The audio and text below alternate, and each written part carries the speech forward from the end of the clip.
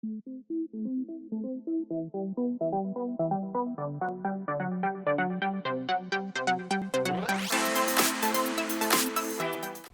everybody, this is Graeme Anderson, and today I'm going to be looking at For Glory. Now I'm always on the lookout for two-player games, and this one uses deck building, which is a mechanism I very much enjoy. Each of the players takes on the role of a lanista, which is someone who purchases and looks after gladiators. You're trying to build your gladiator school until the greatest in ancient Rome. Now you're going to be using deck building mechanisms to get more gladiators, get patrons on your side to support the gladiators, along with various skills for your gladiators to learn. Then when the arenas have enough gladiators on the bill, you're going to stop deck building and go into a combat phase, where you and your opponent will fight to the death until there's only one gladiator left who will take all the glory. And in this game, only glory matters. So, will this game be like the last gladiator standing and receiving all the glory, or will it be forgotten like the vanquished foe? Let's get it to the table, see how it's played, and we'll come back for my final thoughts on For Glory.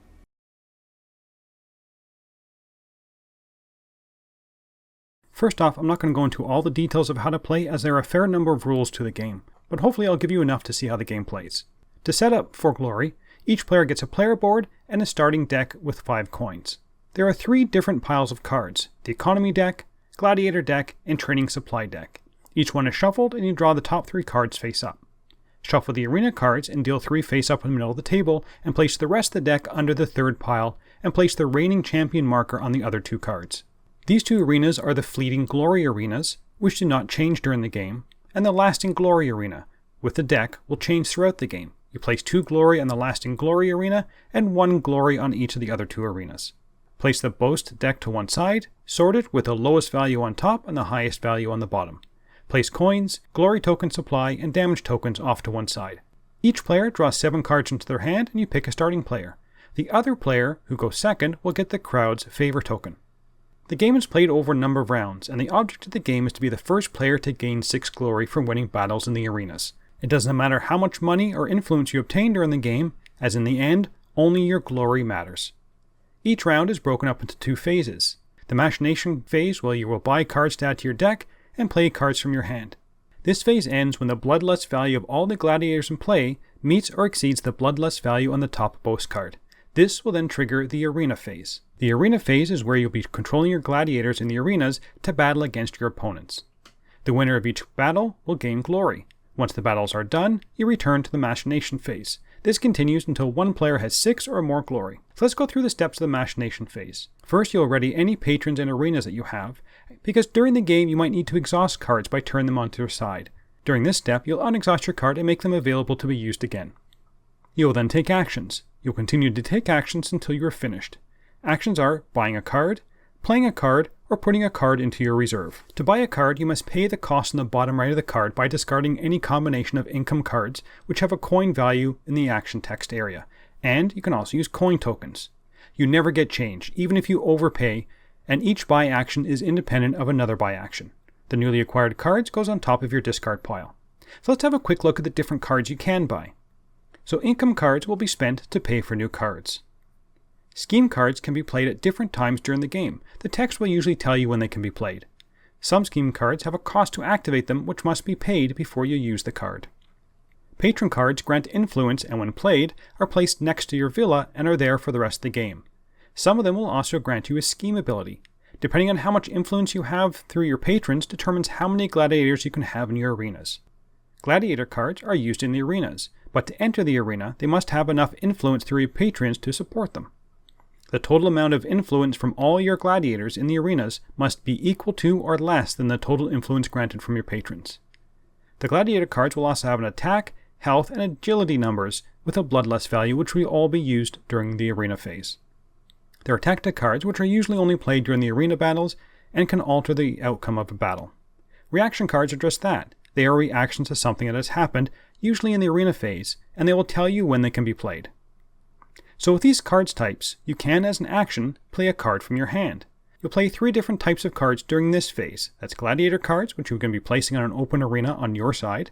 Once there are gladiators at 2 out of the 3 arenas, you cannot open the 3rd arena. Only 2 arenas will ever be opened during a round. If you play a gladiator card to your arena, you must make sure that you have enough influence from your patrons to support them. The second card type you can play is patrons, which are played to the side of your player board. If at any time your patron becomes exhausted, they no longer grant their influence to your gladiators and no longer have any abilities. The last type of card you can play are scheme cards. You'll activate them and then discard those cards. The last action you can perform in your turn is the reserve action. You'll normally reserve tactic and reaction cards. These are placed face down on the side of your player board. It does not cost you anything to reserve a card, but when you want to take these cards back into your hand, which you'll probably want to do during the arena phase, you need to spend 1 coin for each card you return. And you must return all of the cards at once from your reserve, not just some of them. When you're finished doing your actions, discard the rest of your cards, refill the supply piles so that each one has 3 face-up cards, then draw 7 cards back into your hand. If you run out of cards, shuffle your discards and create a new draw pile and continue drawing cards. If you are not holding the crowd's favorite token, then your turn is over. If you are holding the token, then you're going to check for the arena phase. You add up all the total bloodlust from all the gladiators in the arenas. If this total meets or exceeds the face-up bloodlust card, then the arena phase begins. If not, your turn is over and the next player will take their turn. Now, if the arena phase begins, you're going to be doing 3 steps, and I'm going to go through them fairly quickly. First, you'll do any late registrations. That is, play gladiators from your hand to one of the 2 open arenas at a cost of 3 coins per gladiator, or you can pass. This continues until both players have passed. We then go to the first battle step. You'll first battle at the open fleeting arena, then move on to the lasting glory arena. Add up the initiative value of all your gladiators in the arena, and compare your totals. The highest will go first. You'll then alternate taking combat turns until both players pass. On your combat turn, you may attack and play a tactic card in either order, and you do not have to do both. If you have at least 1 ready gladiator in the active arena, you must attack. Pick one of your ready gladiators and exhaust them. Resolve any when attacking reaction on the card. This opens up the reaction window, where both players can activate reaction cards that have been triggered. Each player will continue activating their reaction cards until both players pass in a row. When all the reactions are complete, you're going to deal damage equal to the attacking gladiator's attack value to a single opposing target gladiator, which the attacker chooses. Place damage tokens on the target gladiator, and if there are equal or more damage on a gladiator than their health shows, they are killed and placed into the owner's discard pile, and the owner gets 1 coin. If you want to use a tactic, and it can only be used in the active arena, declare which tactic you are using, pay the cost, resolve the effect, then discard the card. You do not have to do both an attack and a tactic during your combat turn, but you can only do each of these once during a combat turn. If all your gladiators are exhausted, you can still play tactic cards. And if you have no tactic cards, you can still use gladiators as long as they're not exhausted. And each player will continue to take combat turns until both players have passed. You will have won a battle if, at the end of the battle, you have at least 1 gladiator in the arena and your opponent has none. If you win a battle in a fleeting glory arena, you take the glory token and move the fleeting glory token to your side of that card. You now have access to that special ability. If you ever lose a battle here, you will no longer have that ability. If you win a battle in the lasting glory arena, take the glory tokens, then take the arena card and add it to your villa. This will grant you a permanent ability. You take the top boast card and add it to your discard pile. It is possible for a battle to end in a draw. In that case, nothing happens at the arena. The glory stays, the favor tokens don't move, nobody takes any cards. After each battle, check to see if one player has 6 or more glory. If they have, they've won the game. Otherwise, flip up the next lasting glory arena, refill glory tokens, return all gladiators to the discard piles, the crowd favor token goes to the player with the least amount of glory, and the players refill their hands up to 7 without discarding. And finally, return to the Machination Phase. The game will end when someone has 6 or more glory at the end of a battle, and that player will win immediately, even if they achieved it during the first battle of the arena phase. So, let's get back to see what I thought about 4 glory. So, theme and components. I thought the theme in this one just works really well. The hiring of the gladiators, equipping them, sending them to the arenas just makes sense in the theme. The interaction of the gladiators and the patrons also makes sense, as quite often the gladiators need some outside support. I thought the theme in this one worked really well with the mechanisms to make a game that, although there's a fair number of rules and steps, it still flows well and makes sense of why you're doing these things. As for the components, they're really nice. Now, I do have the premium edition, which has the metal components, the wooden damage tokens, and the linen finished cards. But even taking that in consideration, I still think the components overall are very good. I really did like the art in this game. I thought it was very evocative of the theme and really kind of helps bring the theme to the forefront. Now I can say I like my premium components, but without seeing the standard edition, it's hard to say, just how premium they are. So I will say for the version I have, the components are top quality. On to the gameplay.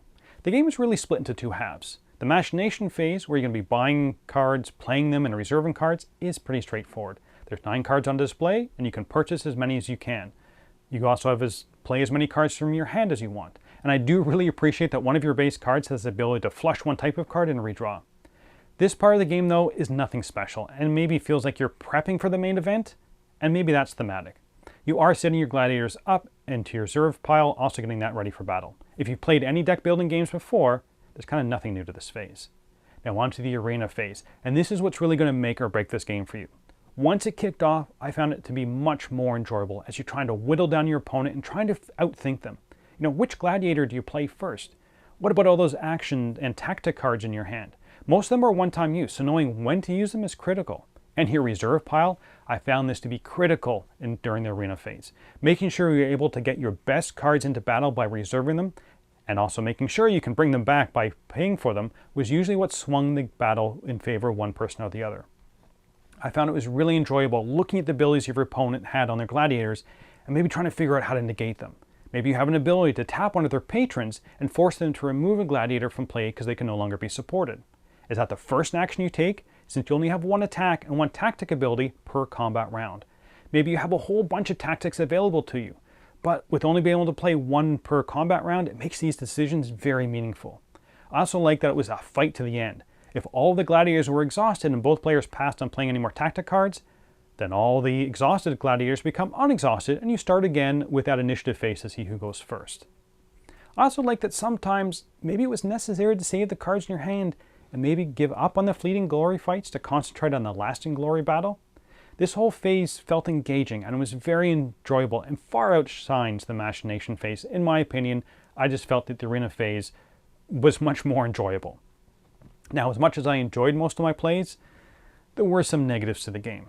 The game length seems to vary a fair bit. Sometimes someone just got lucky with their draws and can rush into the arena phases very quickly and go pretty much uncontested in the arena phase, and maybe be off to a 3-0 start. And there have been games in which we were done in 20 minutes because one player was just able to sweep through the first 2 arena phases and won all 6 glory very, very quickly. And this happened more than once. Then on the other hand, we have games that lasted 90 minutes to 2 hours, and by that time I was definitely ready for the game to end. Now I would say most of my plays lasted about an hour and 15 minutes, but having games at both extremes, these extremes really diminished my enjoyment of the game overall. I wanted it to always to be the same, roughly the same length. The other slight negative is sometimes you're just outclassed due to luck. If your opponent has a good combination of gladiators and you don't, it can feel like you have no chance during the arena battle. This is inherent in a game like this, but it can leave a bad taste in your mouth that you've lost just because of luck.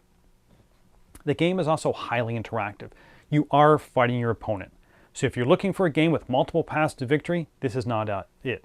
It's a drop-down, drag-out fight to the end. I enjoyed that, but some people I played with didn't enjoy it as much just because of how confrontational the game is. So, would I recommend this game? I would. If you're looking for a 2-player, highly confrontational game, this is one you should definitely keep in mind. I enjoyed the deck building, but the game really shines during those arena battles. I enjoyed the difficult but meaningful decisions to be made during the later arena battles in particular. I like that there's a way to flush the deck built into the players' decks.